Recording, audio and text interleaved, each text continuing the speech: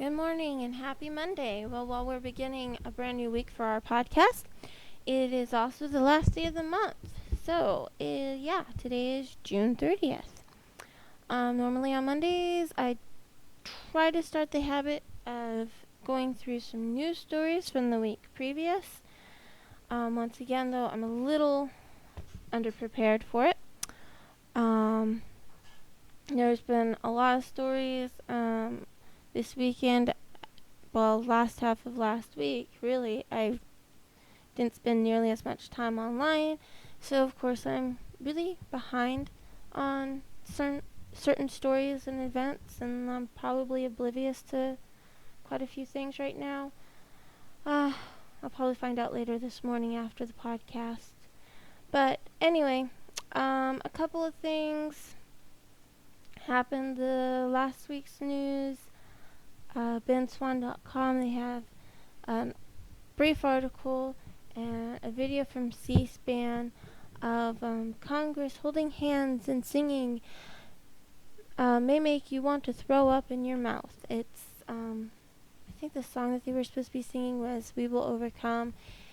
It's this news story was posted on June 26th. On Tuesday, United States lawmakers celebrated the 50th anniversary of the Civil Rights Act by holding hands and singing "We Shall Overcome."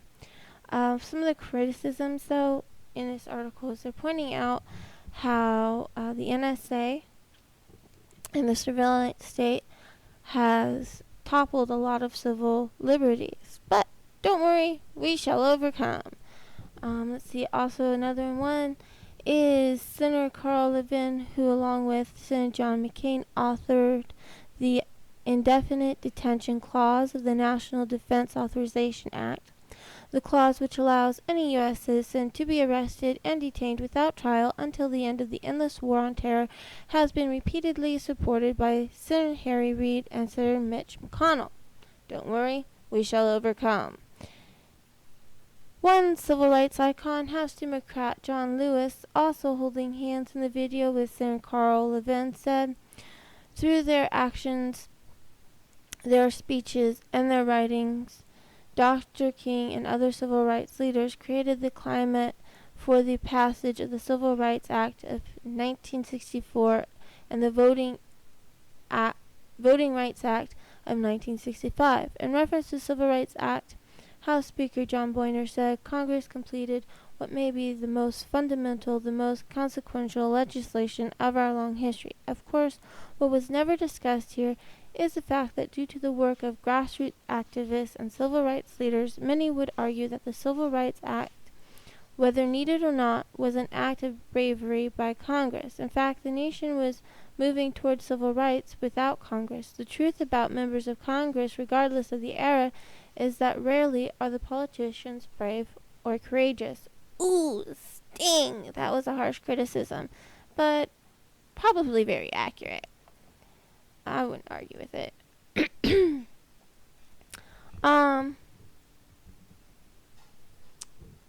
was a cute story I posted on Saturday, just because, hey, you know what?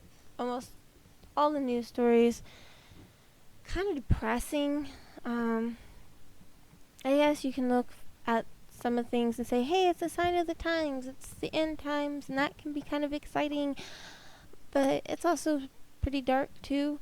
So I had to post a little light and fluffy story, and by light and fluffy, I mean a cat story. It was firefighters used CPR to revive a cat. And there's a news clip from local news media where in Columbia, South Carolina, firefighters rescued a cat that was caught in a house fire. The cat was taken, I guess, to the Humane Society, and the owner was able to pick it up later because I suppose he was not on scene during the house fire. So that was kind of a cute story. I don't know. It's nice when you see things like that. I guess that's why people like firefighters. Let's see. Also, rare.us, they posted a story. If we're really gutting our military, why does spending keep going up? Now, this was an interesting article, and of course it compares the Obama plan, the Paul Ryan plan, all these different things being bounced back and forth, what the Cato Institute says about it, gives different graphs. It gives graphs referring to what other governments have been spending on their military. To summarize it, though, the projected military spending from 2015 to 2024, according to Paul Ryan plan, would be $6 trillion.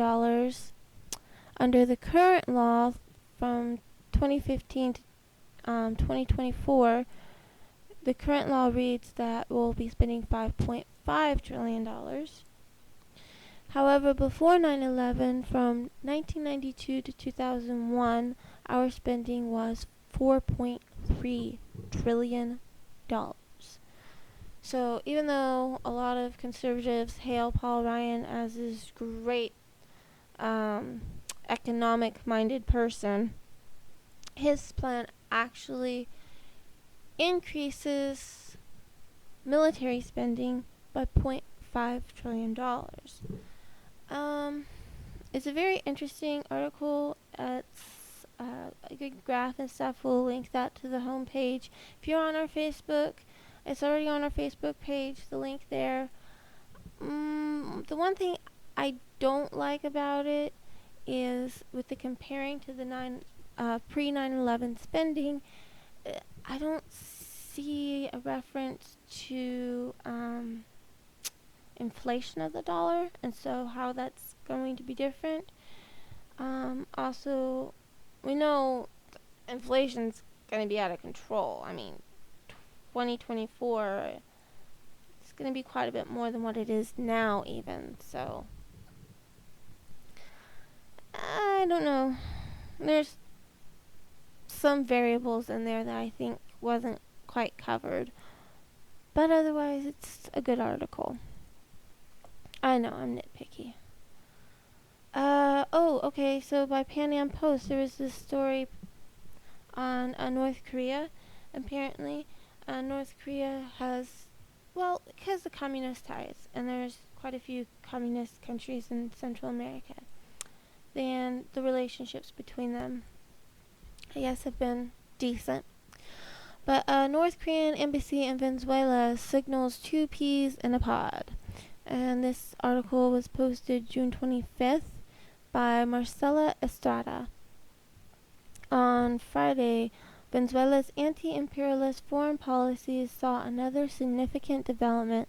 The Ministry of Foreign Affairs authorized the Democratic People's Republic of Korea, DPKR, also known as North Korea, to reopen their embassy in Venezuela. This marks the fifth diplomatic mission that the Korean regime has established in Latin America after Mexico, Brazil, Peru, and Cuba. While the North Korean presence in the region has gone under the radar up until now, their admiration for Hugo Chávez's 21st century socialism has catalyzed a deeper interest in the Chavista regime. The authorization comes after a visit in October 2013 paid by North Korean ambassador to Cuba, Jeon Yong-jin. This appearance in Venezuela was telling given North Korea's limited number of diplomatic missions. Yong-jin represents Kim Jong-un's reign as a non-resident ambassador to numerous countries, including Venezuela. During his visit, Yong-jin met with parliamentary representatives Yula Jaguar and Julio Chavez from the Communist Party and Venezuela's Socialist United Party, respectively.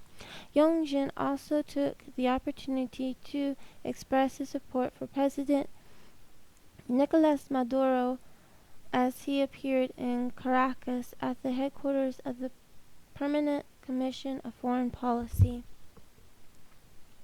Sovereignty and Integration. Earlier this month, Maduro declared 3 U.S. diplomats persona non grata for allegedly conspiring to overthrow him, a decision that received clear support from Kim's regime. Yang Jin congratulated the Venezuelan president for taking this action and rejected the interventionist policy being conducted by the U.S. through its embassies. It was a measure taken by an independent country, and we support it, the North Korean representative stated. But beyond this pat on the back, Yang Jin warned that if the U.S. government dared to engage in a military attack on Venezuela, the North Korean regime would not think twice before joining the fight against the empire. And of course, the empire being in quotation marks. They mean business, he declared, and intended to defend the Bolivarian Revolution. Parliamentary Representative Yul Jabbar of Venezuela's Communist Party told the North Korean ambassador that Venezuela is granting special importance to the relationship between both countries. They seek to strengthen ties between the people against the dangers that loom for those who declare themselves anti-imperialists and defend the right to self-determination. Chavismo, Jabbar confirmed, would take an additional step to get closer to Kim's regime. The National Assembly was already developing the legal context to deepen relations between the two countries. There's also a paragraph on importing North Korea's ideology, why the exclusive relationship, and I'll go ahead and read this last paragraph on why an exclusive relationship. Currently, there are 24 countries in the Americas and the Caribbean that maintain relationships with North Korea, but only 4 of them have embassies. Venezuela will be the 5th to join this exclusive list. Venezuela recognized North Korea as a sovereign state in 1974, and this will be the 2nd time the country has opened a diplomatic mission in Caracas. In the 1990s, due to North Korea's deep financial crisis and severely reduced budget, the regime was forced to shut down 30% of its embassies, including the one they had in Venezuela. Victor Meirelles, a visiting researcher at the German Institute of Global and Area Studies and assistant professor in international relations at Simon Bolivar University, spoke exclusively with Pan Am Post regarding Chavismo's newest Asian ally. With the crisis that the Chavistas' leadership is going through, Venezuela's deep economic crisis has also become evident. Therefore, the Bolivarian Revolution's foreign policy has gone from being a priority to a distraction. Even though Maduro has started a slow turn in Venezuela's foreign policy, the breakup with an anti-imperialist policy is not a viable scenario for Chavismo's stability in this post-Chavez era. This is why the Venezuelan regime presents and will continue to present resistance to former U.S. hegemony, Meirelles explains. Chavismo could adopt North Korea's ideological and political features such as the personality cult and its policy of isolationism as lessons for the future. However, Meirelles believes the truth is that North Korea can perform the role of the intercultural ally, even if only in a symbolic manner, and calm the radicals of the ruling party. Okay. Another news story. This comes from BenSwan.com, and it was posted today, even though actually it was by a author, a guest contributor, Jason Ditz, D-I-T-Z. It's ISIS announces new state in Iraq, Syria names leader Caliph. Reflecting its virtually uncontested control over a border swath of land in Iraq and Syria, the Islamic State of Iraq and Syria, ISIS, has announced the formation of a new nation dubbed simply the Islamic State, TIS. According to the announcement, TIS has been determined by Shura Council to be the restoration of the Caliphate. The ISIS leadership, Abu Bakr al-Baghdadi, has been declared the Caliph. While TIS has been a de facto state for quite some time, albeit one with ill-defined borders, engaged in multiple wars. The declaration of themselves as a new caliphate is likely to fuel controversy around the world and a direct challenge to Islamist factions. That's because a caliphate claims to be the direct successor of the Prophet Muhammad, and its caliph would at least claim to be the consensus final religious authority for all of Sunni Islam. Caliphates have a long history across the Middle East, with dominant caliphates ruling significant territory and wielding broad influence through much of history. For centuries, Ottoman sultans also held the position of caliph. In 1924, Turkey dissolved the institution of caliphate, and there has been no consensus caliph since. In recent decades, several Islamist factions have called for the restoration of the caliphate, though naturally each has envisioned itself at the head, and none has gained anywhere near this much traction. With the declaration, ISIS is making an enormous power play, aiming to put itself formally in command of all faithful Sunnis on a religious level. While that's unlikely to matter across the broader Sunni world, except as a slap in the face among Salafist factions like Al-Qaeda, this is a direct challenge and a call for Al-Qaeda and other such factions to submit to a position under Baghdadi's rule. So there's that story. Another story from Ben Swan, and actually this has been all over the news media, is Mexican military chopper opens fire on U.S. Border Patrol agents. I don't know, probably everybody's covered this story, but according to benswan.com, this is written by Samuel Eaton, posted on June 27th. Tucson News 4 is reporting that a Mexican military chopper crossed the United States border and opened fire on U.S. Border Patrol agents. The incident occurred early Thursday morning west of the San Miguel Gate on the Tohono O'odham Nation. There are no reports of injuries or death at this time. Two statements have been released. Art Del Cueto, Border Patrol Tucson Sector Union President. The incident occurred after midnight and before 6 a.m. Helicopters flew into the U.S. and fired on two U.S. Border Patrol agents. This incident occurred west of the San Miguel Gate on the Tohono O'odham Indian Nation. The agents were unharmed. The helicopter went back into Mexico.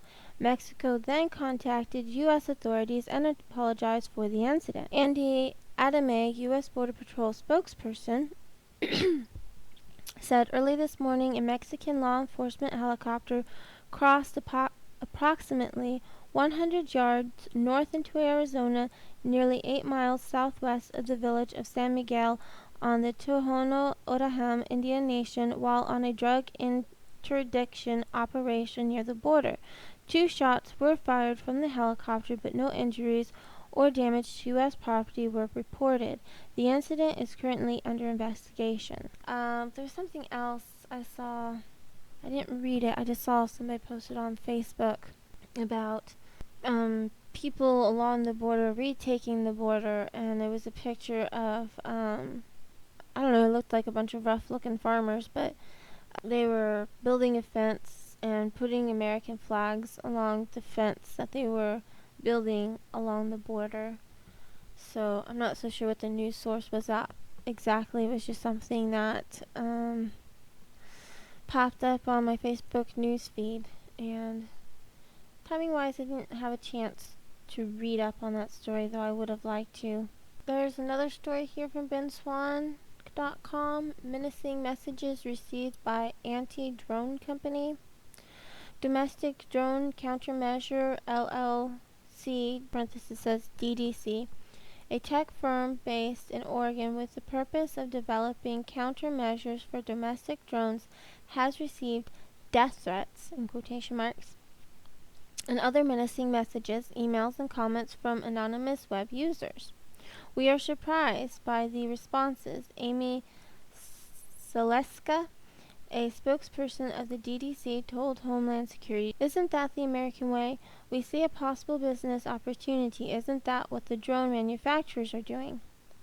Drones have been a polarizing issue across the U.S. as the military has used them in place of soldiers, and more recently, police departments have begun to use them to run surveillance in towns and cities. The LAPD recently acquired 2 drones from the Seattle Police Department after citizens in Seattle voiced their concern over their privacy from the drones. The LAPD put these drones to use after the LA Kings hockey team won the Stanley Cup, but fans did not like the sight of the UAVs and destroyed the one. Personal drones used by private citizens are also a growing concern, as some people say they could invade the right to privacy of all citizens. A woman in Seattle claims a drone was flying outside her 26th floor apartment window while she was indecent in her apartment. "I was inappropriate," the victim, Lisa Playas, told Cairo TV in Seattle. After she had dressed, she attempted to take a picture of the drone, but she says it swooped away really fast. The company, DDC, aims to counter the use of less sophisticated and privately owned drones and protect the privacy of citizens from others.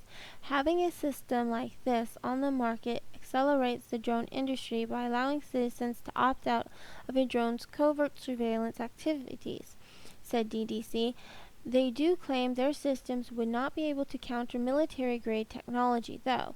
You can support the DDC by donating to their Kickstarter here, and it gives a link. And this article was written by Zach McAuliffe.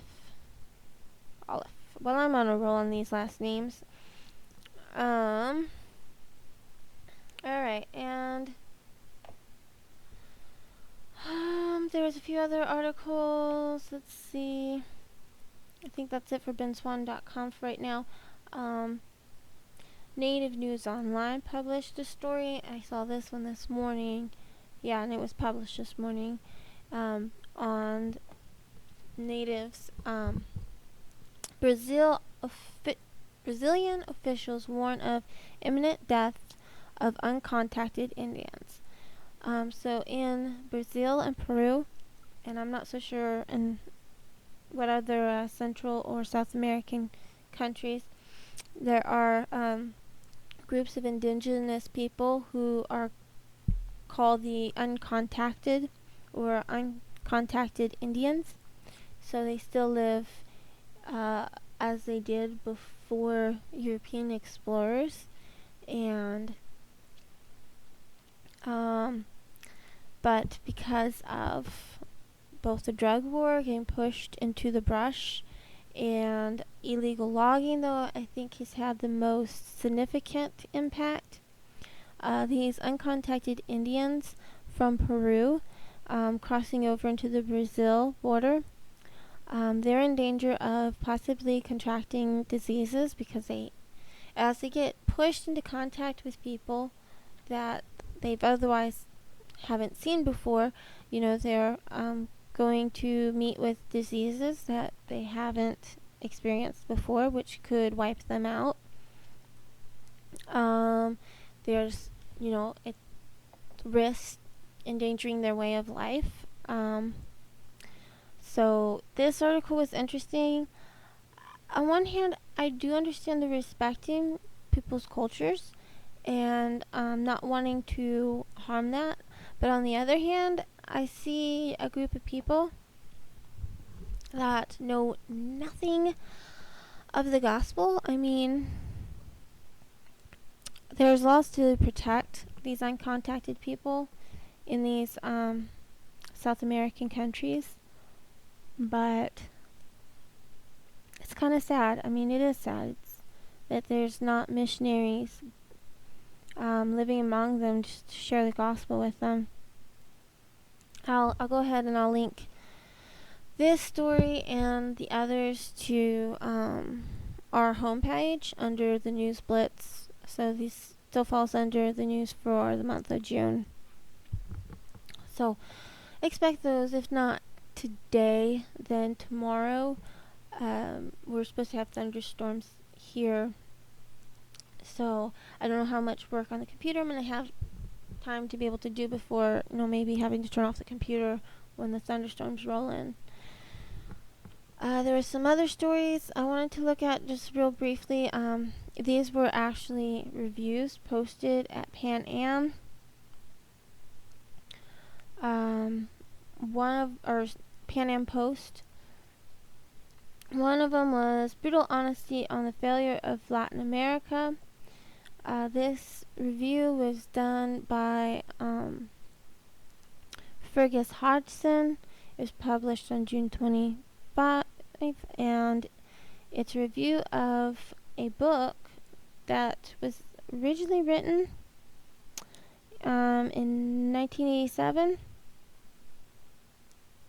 and I guess it's gotten a new release and translation.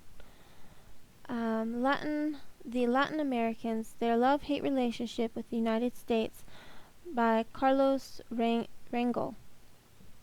This was very interesting. I thought just even reading the review gave some insights into cultural differences, and culture really does affect how you think about things. So this was an interesting one, covering on who are the Latin Americans, painful truths, phony revolutionaries, the rise of the Caudillo, Spanish.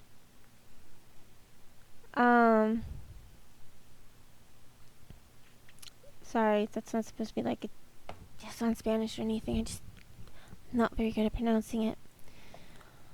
The phony revolutionaries, I thought this was very insightful, where there's this quote here that says, well, in particular, the revolutionary cry is hollow among Marxist academics who live off the taxpayer and whose universities are among the most backward of Latin American institutions. They have been largely bought off by alliances with political clans, where to be a revolutionary is about as daring and heretical as it is for a student in an Irish seminary to be a fervent Catholic. I thought that was an amusing and interesting comment on that. And the last paragraph on here is, what of the future? So looking, even though the book was written a few decades ago, it's still very relevant today, and what kind of insights and hope we can have in Central America and South America for the future.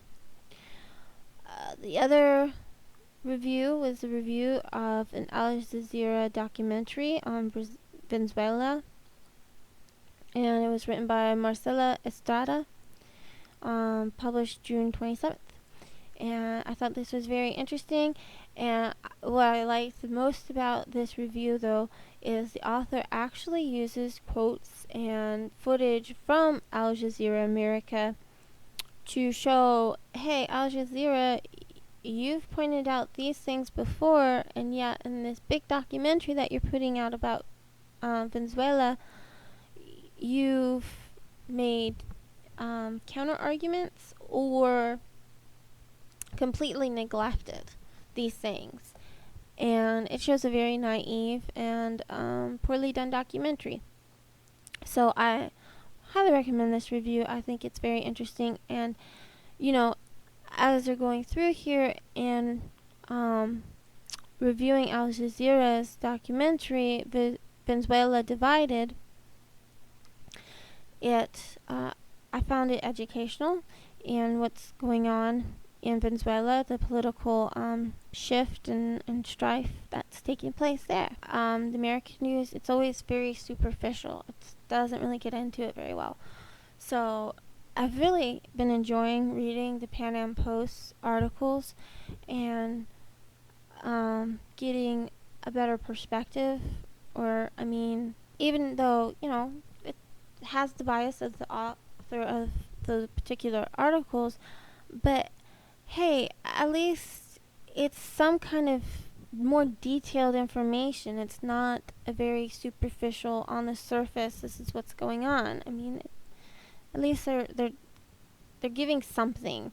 Okay, today's proverb, we're going to be reading Proverbs chapter 30.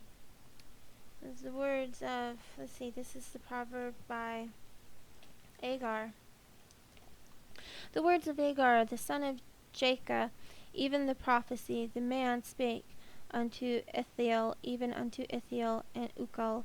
Surely I am more brutish than any man, and have not the understanding of a man. I neither learned wisdom, nor have the knowledge of the holy. Who hath ascended up into heaven, or descended? Who hath gathered the wind in his fists? Who hath bound the waters in a garment? Who hath established all the ends of the earth? What is his name, and what is his son's name, if thou canst tell? Every word of God is pure. He is a shield unto them that put their trust in him. Add thou not unto his words, lest he reprove thee, and thou be found a liar. 2 things have I required of thee, deny me them not before I die. Remove far from me vanity and lies. Give me neither poverty nor riches. Feed me with food convenient for me. Lest I be full and deny thee, and say, Who is the Lord? Or lest I be poor and steal, and take the name of my God in vain. Accuse not a servant unto his master, lest he curse thee, and thou be found guilty. There is a generation that curseth their father, and doth not bless their mother. There is a generation that are pure in their own eyes, and yet is not washed from their filthiness. There is a generation, O lofty are their eyes, and their eyelids are lifted up. There is a generation whose teeth are as swords, and their jaw teeth as knives, to devour the poor from off the earth, and the needy from among men. The horse leech hath 2 daughters, crying, Give, give. There are 3 things that are never satisfied, yea, 4 things, say not, It is enough. The grave and the barren womb, the earth that is not filled with water, and the fire that hath not, it is enough. The eye that mocketh at his father, and despiseth to obey his mother, the ravens of the valley shall pick it out, and the young eagle shall eat it. There be 3 things which are too wonderful for me, yea, 4 which I know not. The way of an eagle in the air, the way of the serpent upon a rock, and the way of a ship in the midst of the sea, and the way of a man with a maid. Such is the way of an idolatrous woman. She eateth and wipeth her mouth, and saith, I have done no wickedness. For 3 things the earth is disquieted, and for 4 which it cannot bear. For a servant when he reigneth, and a fool when he is filled with meat. For an odious woman when she is married, and an handmaid that is heir to her mistress. There be 4 things which are little upon the earth, but they are exceeding wise. The ants are a people not strong, yet they prepare their meat in the summer. The conies are but a feeble folk, yet make they their houses in the rocks. The locusts have no king, yet go they forth all of them by bands. The spider taketh hold with her hands, and is in kings' palaces. There be 3 things which go well, yea, 4 are comely in going. A lion which is strongest among beasts, and turneth not away for any. A greyhound, and he-goat also, and a king against whom there is no rising up. If thou hast done foolishly in lifting up thyself, or if thou hast thought evil, lay thine hand upon thy mouth. Surely the churning of the milk bringeth forth butter, and the wringing of the nose bringeth forth blood. So the forcing of wrath bringeth forth strife.